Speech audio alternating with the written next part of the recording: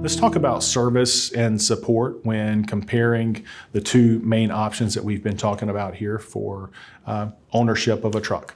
When it comes to purchasing a truck, there are plenty of instances where you've got a good relationship with a dealer. They're not too far from where you are, and you can, leverage that relationship and help make sure that you have a good experience when it comes to the actual service and maintenance of the vehicle.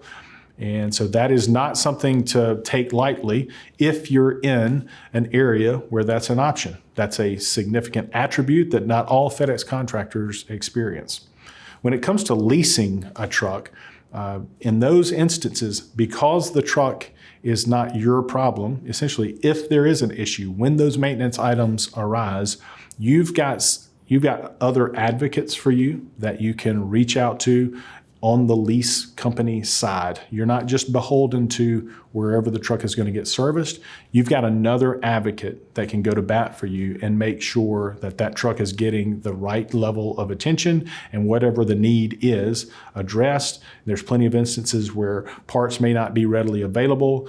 They can help find where those parts would be, call other dealers, and try to source those parts faster in some instances to be able to make sure that your experience is superior to going it yourself, and just depending on a relationship that you have to establish and maintain.